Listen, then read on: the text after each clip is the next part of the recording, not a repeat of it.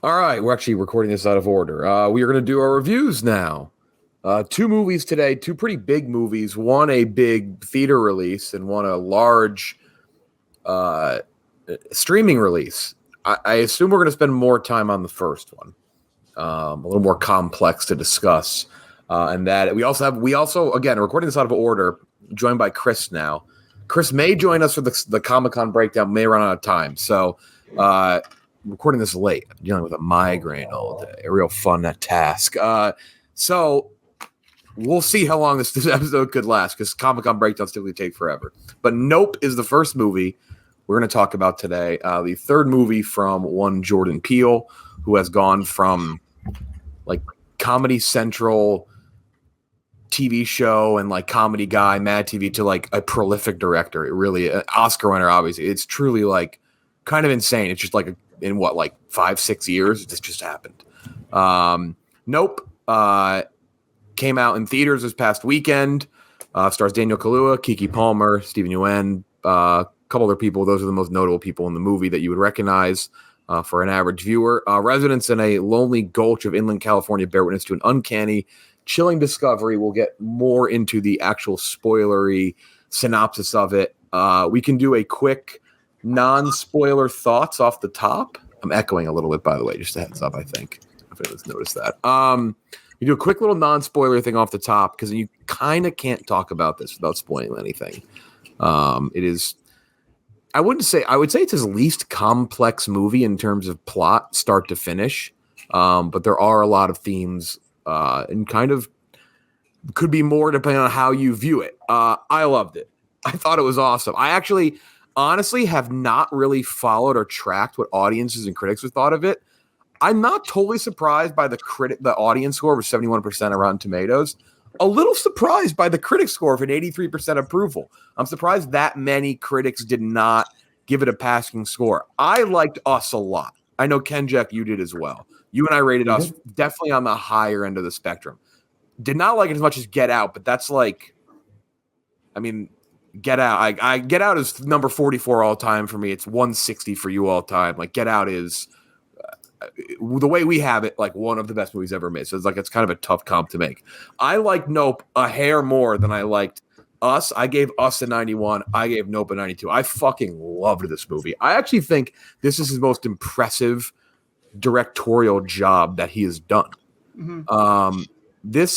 The word that this is not an original thing, by the way, this has been thrown around by a lot of people. The Spielberg comp, I think, is great. This has a very Spielberg-y feel to it in terms of like scope and size, the way the story plays out. I thought this movie was fucking awesome. And the more meanings and the more like little things that I've like pulled out of it, and not even my own, like I've watched breakdowns on it. You're like, oh shit, like this little thing here. We'll talk about, did he survive the end of it? We'll talk about the shoe that Jupe was focused on in the movie. We'll talk about like all the little things here, but I thought it was awesome, start to finish. I thought it was his best directing job. I think in terms of like, it's not Get Out. I kind of hate saying that. I hate that comp because like at this point, are we really going to compare it to like Get Out is fucking almost a masterpiece in many people's eyes. I think this is still fucking great. So it's a 92 out of 100 for me. I love Nope. Kenjack, how did you feel about Nope? You're very fresh. You saw it today. Yeah, I saw it earlier this morning. I saw it earlier this morning, and it was kind of funny. I saw a 10 a.m. showing in AMC. The theater was, when I booked my ticket, it was not a single seat. And I walk in to the theater, one person in the theater, they're in my assigned seat. It's incredible. Like the odds are just insanely low at this guy. I have no idea. He was just sitting there with it, just fucking chilling with his backpack in the other seat. I was like, whatever, I don't care. But movie, I really liked it. I echo a lot of what Jeff said, where like I understand if some audiences or just don't really resonate with it. Definitely very Spielberg-y. Another thing that was frustrating was when I got back to the office, I was talking to Enrique. If you don't know Barstool, he like runs the entire Barstool office. And I was like talking about him, like, yeah, it felt like almost like I was watching like Jaws, but it was like a space Western. And he's like, yeah, I've seen that comp a lot. And I was like, oh shit. Like I thought that was like I had an original fucking take on it, but apparently everyone is saying the same sort of thing about it. And I think that's like honestly the first thing I thought about during like the midway point of this movie. I'm like, this is literally just on land Jaws with like a sci-fi element to it, which was really, really awesome. I thought the whole cast crushed it. It's hard to sort of talk about some of the other things without spoiling too much, but I really like the pace and how they sort of section it out into different things that you know and love and recognize from summer blockbusters, so like different sort of like pacing tools.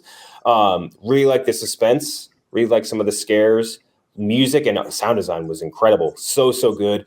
I ended up giving this a 92. I really, really liked it. Enjoyed it a ton. There's definitely a couple little criticisms I have for it, but we can get into it more in the spoiler section, because I think that makes it a little easier. Chris, actually also give context to, again, I just got done saying comparing it to Get Out is like almost unfair, but I don't just give context of your thoughts on the previous two, or where you would have his previous two movies. I like Us more than this, but I liked Us more than most people did. I actually prefer Ken, Jack, and I are, yeah. I actually preferred Us to Get Out. I thought it was more well directed. I thought the premise as a whole, and I only saw it once, but I thought the premise as a whole, the narrative was just a bit tighter. I guess I just connected with it more. I found it creepy. I like this. I like Nope quite a bit. Good movie. Very well directed. And one thing, this might sound like a weird comp, but one thing about Jordan Peele that I find interesting is he's almost Tarantino-esque in the sense that he very clearly has a lot of influences, but rarely does his work ever feel derivative. It doesn't feel like good point. He doesn't feel like he's ever ripping people off. Like people are obviously the Spielberg comparison is there, but yeah, I didn't feel like, and I like this movie, but it's not like Super 8, which was just so clearly like J.J. Abrams saying, I'm making a Spielberg movie. This had similar DNA here, but I felt like it was very much its own thing. Like the characters a lot. I think they get the characterization quite right. Keke Palmer's great.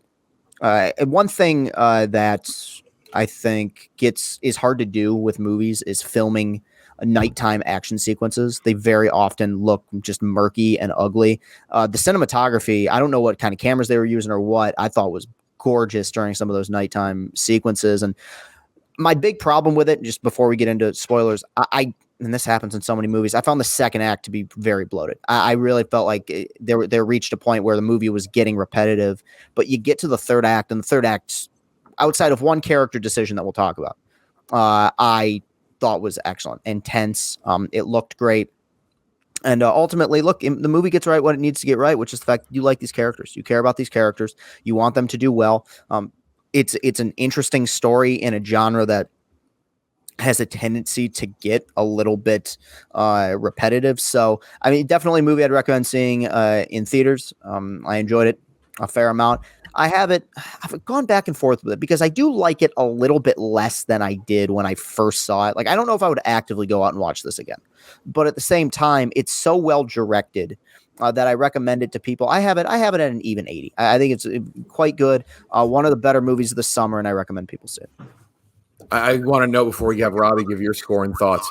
This is another movie of mine that lands in the I like movies about Hollywood cinematic universe. That's just any movie about Hollywood I typically like more than most. I just referenced to somebody yesterday. I don't know what it was. They're like, "You like that?" We go, "Yeah." I go, "It's about Hollywood." So of course I did. So to be fair to this movie, they do reference Hollywood stuff that is not stuff you would expect, like Scorpion King and shit like that. God, I love that. The Scorpion King reference was awesome. There's a lot of great. The Scorpion King reference is fucking fantastic. Amazing.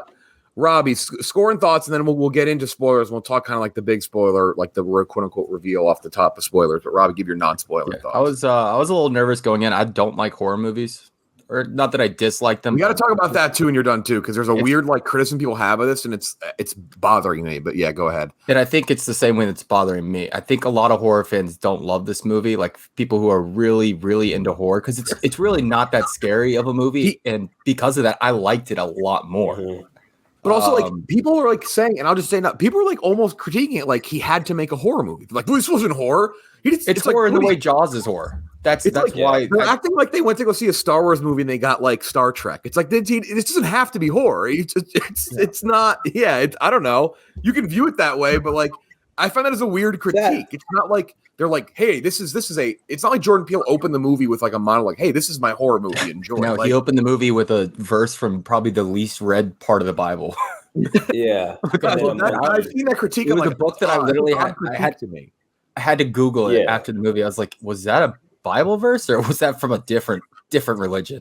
Like, I went to be fair, I think to those people, by the way, that maybe anticipated horror, I do think that the trailers, to an extent, did sort of portray this like, hey, it's Jordan Peele, the guy that brought you this huge horror movie, movie, and they kind of like they presented it as it was going to be sort of a horror movie. But you're right in that, like, it didn't have to be something traditionally horror, and to criticize it for that is a little lame. One thing I also really liked about this movie and Get Out, and I think he kind of lost it a little bit in Us, where the movie can be enjoyed on a very much a surface level, and then if you want to dig deeper, you can find a lot more enjoyment after you dig deeper into it. But you don't have to enjoy. Your enjoyment doesn't come out of those hidden references or the hidden meanings in the movie. Like if you just want to watch it straight up superficially, I thought it was fun that way too, and then go back through and just figure out what all the symbolism and all that good stuff is. Yeah, so I give it an 85. I liked it a lot. That's the same score I gave to The Northman. Hell yeah. Yeah, it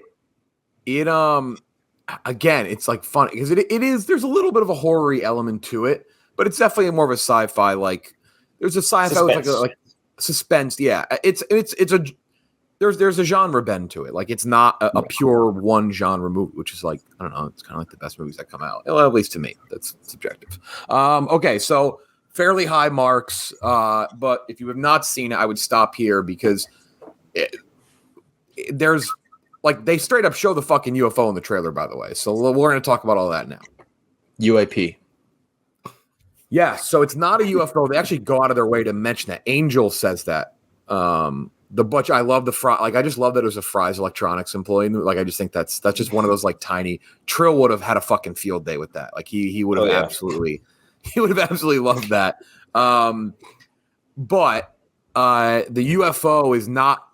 It's not a UFO. It's a fucking creature. It is the creature itself. I thought that was a great reveal. It has this weird like kind of. There's some symbolism with that too, which I won't even pretend I even know, like biblical like angel stuff. But it is the actual creature.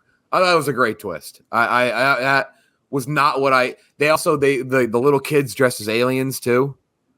Yeah, that was creepy. Creepy as fuck. There was some good little like. There was a good little like bait and switch there. We're almost like not in a wink way that it ruins the movie, but like. You know, like when he put that in the movie, he was fucking amped. He's like, God, I'm going to get them so bad. Good theater moment. I like that. I thought that it felt fresh. It felt just kind of different and it was completely unexpected for me. Like it really was. I didn't watch a ton of marketing in this movie. I kind of saw the initial trailer, but it's one of those things. It's like at this point, he's made 2 movies. I've like, what do I really need to see like more here? Like, do I want to? But in the end, like the trailer was kind of another bait and switch in a sense that it really kind of threw you off, but I did like that. I don't know where you guys stand on that one. The ship really just being a creature. Yeah, no, I like that twist a lot. Yeah, looked really great. I think the creature design was really original. It did feel, and I know Robin, you pointed out another anime reference as well, but it felt a little bit like Evangelion type angel, especially when it folds out near the end. I thought that too. Turns into a parachute monster, right?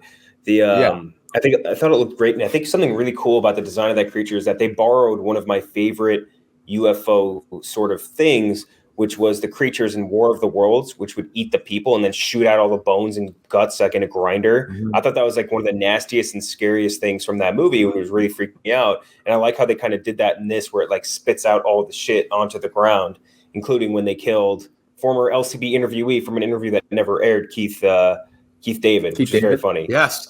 Yeah, that's right. Do you remember that? He showed up to the Barstool office, nobody else with him, no entourage, which every actor usually has. He showed up in an all-purple suede tracksuit and a backwards Kangol hat. And he was just like, we talked to him about The Arbiter for half an hour. And like, there's something about Mary, I think. And then we lost the audio at Barstool. He has such a great voice. Yeah. Awesome. All-time voice. When they were in the house, the creature anyway, came pouring down. That was amazing. Yes. When it came pouring down the window. That was a great shot. Yeah. Cool. I have a question though about the ending because I'm not quite at a point where I'm going to complain, but I need a refresher.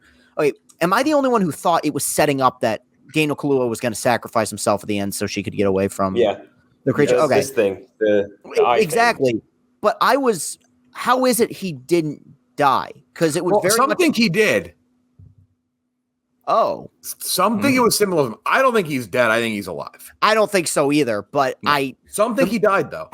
Yeah. I mean, it's possible. I guess one thing I really like about Jordan Peele's movies is that I think he does a great job of establishing ground rules like within his universe. Like this, everything kind of makes sense. Whether to varying degrees of success, but it doesn't feel like anything's ever really out of place in his movies. But with that, I was waiting for the moment. I thought for sure he was dead, and then the final shot, you just see him. I'm like, okay, that's a bit bizarre because it was clearly established throughout the movie. If you look at this thing, you're getting sucked into it. And then for him to look like directly at it for like 30 seconds and then, haul ass. I'm like, the final shot was cool enough. And of course, as you just brought up, Jeff, there's speculation, but there was a part of me that's like, that's almost a cop out in my opinion. Yeah. It's like, obviously so much of the movie is about, and this ties into the Scorpion King thing too. It's like their great grandfather. I'm sorry if I'm getting that wrong. If it's great. I've seen it twice. Great. It's another great grandfather was the Man and the Horse in Motion, the very famous first moving picture, like the black man riding the horse in photo. Which is very much what Jordan Peele. Excuse me, not Jordan Peele. That's wild that no one knows who that is. Yeah, that is. It's crazy. OJ is on the horse riding away. It's kind of like they finally had their moment because they did their family's one big Hollywood moment. Could have been Scorpion King, but it obviously wasn't. Which, by the way, Corridor Digital on YouTube, where they break down all the VFX, they actually had on the guy who did the Scorpion King thing. I saw that. Yeah, that was cool. Who also did Davy Jones, and he explained he was very. It's a must watch. He's just very funny about it, and he references how little reference footage they had with Dwayne Johnson on set because he's only there for 3 days. He goes, It's very funny the way he breaks it up. So just kind of timing was kind of weird on that. But I love the symbolism and imagery on that too. It's they claim this thing early on with their family. Then they had kind of their moment. It's one of the things that happened, as they're struggling with this ranch, basically Scorpion King. Many things happen with that movie and didn't use the horses or whatever. And then the ending with him on the horse kind of symbolized, I guess, maybe the tying together of that arc, of that circle. A lot of the themes in general, I'll read some off. If I miss any, if I have any thoughts, obviously the film industry and the entertainment industry is a massive commentary for all of it. People risking kind of anything for a show and spectacle. Jordan Peele's talked a lot about that, putting on a big show, putting on a spectacle, getting those viral moments, being the subject of things and all of that. Obviously, the predators and animals, all of that as well. Looking predators in the eye. You see that early, just beginning of the movie with the chimp Gordy and Ricky Jupe, depending however you want to say the character's name. Stephen Yeun's character. Jupe's a fun name. Let's go. It is a very fun name. Yeah. He in the beginning of the movie does not get killed by Gordy. He kind of hit a little bit, and Gordy there was a respect there. Then later on, he's literally killing horses to try and pull out the spectacle. And he thinks he can do it. And whether he believes he can do that because he was spared by Gordy or not, he doesn't realize as he's kind of going against everything that helped have him spared in the beginning. There's also, I can't claim to have a fully original take on this. I've seen this in a bunch of spaces, but there's still a lot of racial and social commentary on here. I've seen people note that the only really fully white thing is the ship here. And the two men are all different colors. I mean, really everyone in the movie, Keke Palmer's character and Daniel Kaluuya, OJ and Emerald, they're black as well. Angel, obviously not white. There's a lot of Stephen Yeun. There's a lot of that there as well. Mm-hmm. If you really want to dig deep into it, though, I do want to reference kind of what you said, Goop, is that the movie's can be pretty surface level depending on how you take it. It's fairly straightforward, but you can get pretty fucking deep with it. Even the shoe. Did anyone have any questions about the shoe? Did the moments that it's a bad miracle thing that in moments of trauma, you focus on one random thing. But I I thought about it as the second shoe to drop type ordeal. Yeah. I like that theory the best. I've seen a few different theories. I like that one. Yeah. Did you take that when he was reaching out to Gordy? Was that just another Spielberg reference, just an ET reference? When the hand comes through underneath the couch. I didn't take it as that. I didn't take it, but again, that's just another thing. It's a cool shot. I mean, yeah, it's very Tarantino where he's making these references, but he's doing it in just such a unique way. Yeah. I really liked a lot of the imagery in the movie, and then him having that. Sorry, what was that, Kinjack?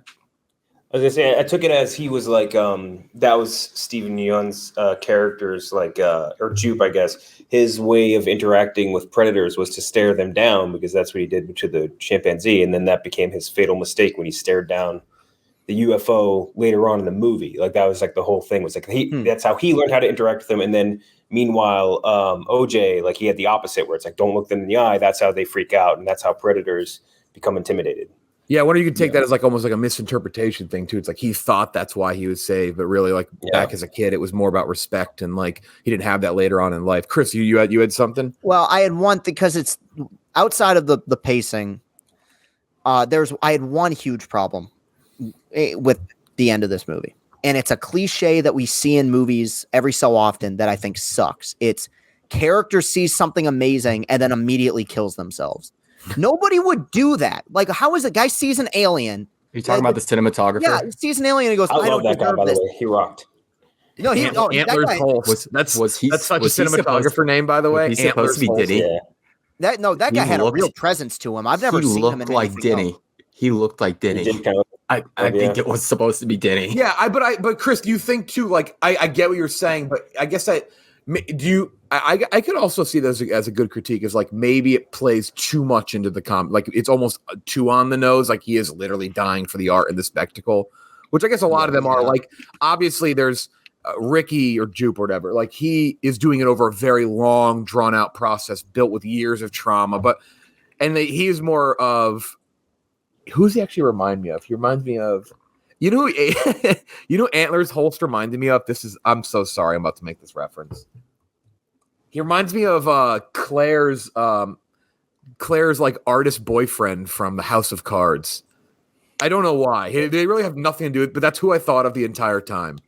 I only remember the author who was from the author. Yeah, no, for a while she dates like a photographer, and like he's just like that same artsy fartsy. Yeah. I do get what you're saying though, Chris, because I would concede that that was one of the more kind of on the nose parts of that commentary about the spectacle, because he literally was like, "Fuck this, I'm going inside, just gonna die." Yeah, the TMZ guy too. Yeah, when he's like laying there and like his legs are broken, and he's like, "Don't help me." He's like, "Get the shot, get the shot." The TMZ guy with the cool helmet. I'm more inclined to believe that somebody would. Yeah, I'm more inclined to believe that a person would do that.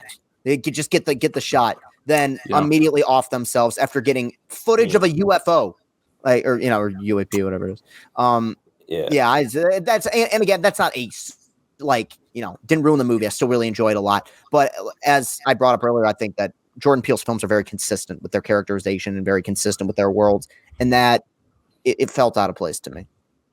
The biggest things I take points off this movie for are, I think the chimp thing could have been the best part of a different movie versus a side part of this movie. Like, I understand the symbolism or whatever that you need to put into the comparison of that versus the actual alien. But like, I felt like that was so fascinating, those little scenes, but I wish that they were fleshed out in their own separate thing.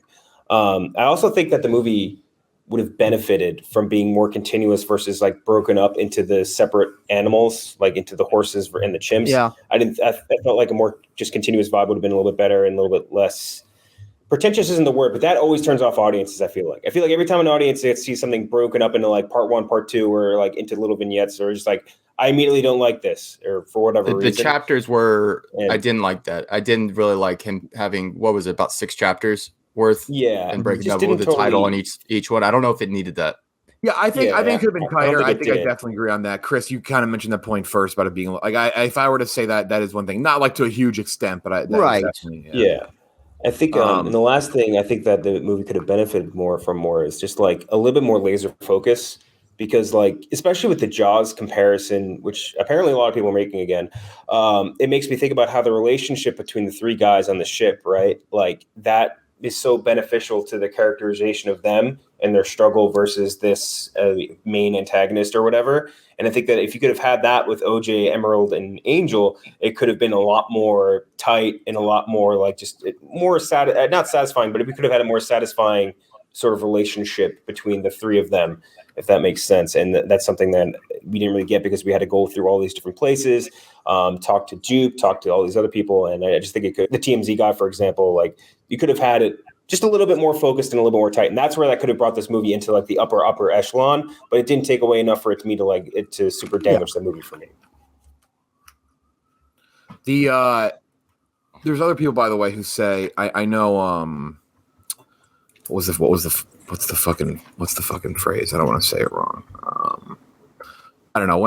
Anyway, I was going to try to talk more about the fucking shoe, because I know some people have like really talked about the shoe and the whole standing upright thing, and being a miracle, and if he misremembered it, and if he was remembering it a certain way, and just because like that's what happened during the trauma, if he was because obviously you're seeing that all through his eyes and like of the encounter. Well, speaking of that, I actually know one person took issue with it. We don't have to read the whole thread, but Logan Paul's thread in the movie is one of the funniest things ever fucking seen. Oh god, he missed everything. He missed. He really did. He really, and it's not even like a Logan Paul hater thing, because I'm somebody who concerns anytime he opens a pack of Pokemon cards, I'll watch it. But it is really funny. It is. Tony it is Snell's very stat funny. line for him watching that movie. The first he was lost. He said, "Nope, it's one of the worst movies I've ever seen." I will say this though. I truly appreciate that he called the movie one of the worst he's ever seen in his life, and then he ripped off like 15 tweets. At least he get like. I will always be okay with somebody saying something I like or dislike in an opposite direction. If they give me a ton of just thoughts, I'm like, I appreciate that. If they actually, that means they're giving me a thoughtful interaction. I don't agree with what he's saying, but I was like, when he said it, I'm like, holy shit, the thread is still going. I actually thought it was a fake account for a second. Mm-hmm. Like, wait a second, there's no way he's doing this. Yeah, it's pretty funny. But his first point being no one was curious how a quarter shot through a man's face and killed him, or why a key was lodged in the backside of the horse he was riding. People were curious. Did he not get that? I'm like, I don't know. I feel like that's not really like one of the more like I don't know, like that was I was like, wait a second. Because that's when I was like, is he trolling here? But then he just kept talking about like very specific points in the movie. I was like, oh, what the fuck? It reads like if somebody watched every CinemaSins video, not understanding that it's satire. Like these are spot on. These are legitimate complaints now. Like I'm not like whether you like CinemaSins or not, they're open about the fact that these are jokes. Like scene does not contain a lap dance is not an actual complaint. But I think there are people who watch it and are like, that's true, and they put out tweet threads like that. Yeah, just an insane person move. There's a reply about the shoe I like. I guess I sort of said it. The shoe was a distraction for the kid who chose to look at the spectacle instead of a chimp mauling humans, looking at a shoe suspended erect when he didn't have to look at the chimp in the eyes. That was deadly. People say the bad miracles thing. He did look at the chimp in the eyes. Variety wrote a whole thing that was on a big scene. What? He did look at the chimp in the eyes. That was like the biggest scene. After you and he like No, but I know somebody linked to the bad. Variety had a the bad miracles thing they talked about. Variety did like a breakdown very similar to that too. I mean, I think there's like multiple ways to look at it, and that's kind of why I fucking love it. I also another thing people wanted to know was that like a film canister kind of fell out when Angel was like spit back out because he had like the barbed wire wrapped around him, and I did appreciate that people were saying like, oh man, there's like I wonder if they got it on, what's on the film, or like there's a lot you can do here with the prequel. And I'm like, man, we ain't never gonna prequel for this movie. Jordan Peele. He is on to the next one. He is. Did you guys see that? This had the biggest opening weekend for an original movie since Us in 2019. So like it did. I think it actually underperformed what they expected, but only by $5 million. People have said that Top Gun and Minions have. Especially they've broken through that you can't use COVID as an excuse anymore. But Venom 2 started that. yeah, that's true. Thank you to Venom. Yeah, thanks to Venom 2 for all. Without Venom 2, nobody would have seen that Top Gun movie we've been talking about for That's Chris's least favorite movie of all time. I've probably said I don't know if I can definitively put it one. But without Venom 2, Nope doesn't happen. Exactly. That movie took something out of my soul. Just think about that though. Every single time you watch a movie, Chris, just remember that it wouldn't have happened without Venom 2. That movie like really, man. What did I rate that fucking movie? I'd have to lower the score on that movie again. I just remember we watched it, and then we had to interview Andy Serkis, and it was just like we danced around talking about the quality of the movie. I have it at a 34. That's low enough. It's bad. There was a couple things that were okay with it because I still do like Tom Hardy in that role. Man, that movie. Did you see that tweet? Did you see that tweet that about like nobody can understand what Tom Hardy's saying? American audiences don't understand Tom Hardy more than anyone else, but they didn't say it on the graphic whether they meant like his accent or just in general. And I was just like, I don't really understand him either. Yeah, I don't really get him as a concept. When he said he fucks guys, but he's not gay. Yeah, that's in Americans just like, what the hell does that mean? You fuck a guy, you're gay in my book. There's a lot of references in the movie. The Akira reference, I about jumped out of my seat and cheered because it was like a perfect with the crime scene, whatever you want to call them. Yeah, the motorcycle slide, the Scorpion King thing too. It looks so cool. The Scorpion King thing is we should. The Ancient Aliens reference. I laughed at that. There's a lot of good references to other movies, like ones that people wouldn't think of that were really cool. I thought. They had some in the house. They had posters of Sidney Poitier's westerns on the wall. We should sell the Scorpion King orange hoodie. Be fucking awesome. That would be pretty sweet. Jaws. I mean, many different monster things. Some of like the Bloody Rain and Bloody Windows, and there's a lot. The mouth being a TV of that alien, like the alien's mouth is just like a 16:9 TV. Mm-hmm. So I was pretty on the nose. There's a lot there, and there is a. I don't know. I get I totally get if people don't love this. People who hate it, it's like I don't know about that. It's too well made to be hateable. That's kind of my thing there. Yeah, but. Point being, I just there's an appreciation and like a love for what he makes that you just feel when you watch the movie, and I just like he's 3 for 3 in my book, and it's fucking awesome. And now again, this is out of order. We're gonna talk about another director later on, and we talk about Black Panther and why I think people who don't. We'll see what I say. This is like a backwards tease. I guess I've already said it, but I have said earlier in this pod that I don't understand why people are fully doubting Ryan Coogler with the new Black Panther movie. I'm like, what has he done that has, like, he has done nothing that should suggest he won't just make a, like I understand the absence of Chadwick Boseman is unreal. It's one of like the taller tasks anyone has to do in Hollywood. Like, it's just crazy to have one of the most impactful movies that we've seen in a long time, one of the biggest movies in the history of this country in terms of like box office, and to lose a character who had become an icon like that, to then make a sequel. But I'm like, I don't know, like, I'm not really, I don't doubt Ryan Coogler. So, but I'm with you. Yeah. Again, like that's another guy who's made a couple great movies. But I think Peele's up there. I can't wait to see what he does next. I really can't. There's a couple other, like we talked about Ari Aster in our interview today. We talked about Midsummer. Like, there's just some people out there right now who they're making one movie every like 2-ish years. There's just a lot of great like movie makers in Hollywood right now making awesome original shit.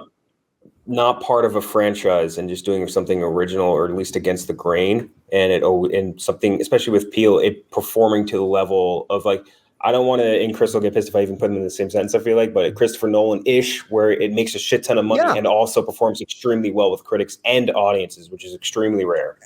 Which Oppenheimer teaser played before. Fucking great. I thought the trailers were over, and then they kicked. Yeah, same here. They brought that in, and then I was like, "Wait, what? What?" That man gets erect to release a trailer 1 year out for his next. It was a great one too. I love that tradition. It's a great trailer, but dude, you are so right. Since Begins, the marketing for his movies is the exact same every time. Mm-hmm. It's 1 minute teaser with voiceover. A few months later, we get the 2.5 minute trailer, and then he'll kill somebody if you get a third trailer. But like it's the same font in all the trailers. He loves his time. The man loves time. Well, I was gonna say, that's exactly what. Here, go ahead. You can finish. Sorry, go ahead. That got me going because we've talked about it since Oppenheimer's announced. Like, how is he going to incorporate time into this movie. And I don't know if the trailer is I would assume that's a bit of a tease as to how like time is going to be incorporated with this movie. So that got me. That might have been my favorite of his 1 minute teasers, because I wish I worked at AMC so that I could have like subbed out that moment with another of the Nicole Kidman AMC teasers just to piss a bunch of people. Can you imagine you're waiting all day for the Oppenheimer? Yeah. The original Dark Knight trailer with the voiceover is pretty iconic. Yeah, they don't show any actual footage. You just hear Heath for the first time. Yeah, the laugh. Yeah. Well, excited for that. So yeah, this has been our Nope review. Awesome for me. Awesome, lived up to the hype. We've been waiting for this one for a while. Very, very, very. I mean, yeah, now it's like, all right, what's he doing next? Let's go. Let's get it going. Let's see the next movie from Jordan Peele. Doing a Kira movie, Jordan Peele. Yeah, hell yeah, please. Although no, I prefer him stick to original stuff. Actually, I bet at some point he does pull a Nolan known as like, let me make my franchise. Yeah, I mean, look, the Coogler's sort of done like we mentioned Coogler. He's basically just done franchise stuff, really. Fruitvale Station, obviously incredibly original, but Creed. Though Creed was, it's a franchise thing, but it really was like as original as a story you can get with with a pre-existing franchise of like a billion movies. And then he did Black Panther, but Black Panther was sort of like a newer, fresher thing, even though it was based on material. Yeah. And I mentioned another one I mentioned recently. The wildest one is still Barry Jenkins doing Lion King 2. That's just the most, like, that's just fucking bananas. Easy way to get excited about a sequel to a movie that we didn't particularly like, though.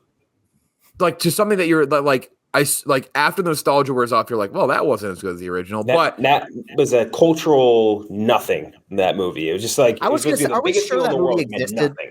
Yeah, exactly, right? Are we sure it ever came out? People are like, oh, dude, it's Beyonce, it's Childish Gambino, it's all these people that just listing down this incredible list of names for this remake, and it was a great trailer. Remake. It's the most retweeted tweet we've ever had. It's actually that trailer was so good. From any Barstool brand ever. I saw the trailer at D23 like 2 years before it came out, and I remember being like, holy fuck, that trailer is going to do like, because it was just it was a shot for shot recreation. Like, who would not? I was standing with my coworkers, and we were next to the Last Jedi cast, and I remember John Boyega and Mark Hamill were like going nuts. They're like, that was crazy, because just in the context of the trailer, you're like, oh, what the fuck? That was like live action. Like, that's crazy. And we did the side by side on Thanksgiving Day, and we dropped it because we had it like ready to go. And then that thing did like a couple 100,000, like it was like 200,000 retweets, maybe something like that. But then the movie ended up like, I mean, the movie's not terrible. It's The Lion King, but you're just like, it's The Lion King without all the charm. Lion King's a perfect movie. Like it's a 99 of 100 for me. So, I mean, it's just the juxtaposition between how hyped up that movie was and the fact that nobody talks about it since its release.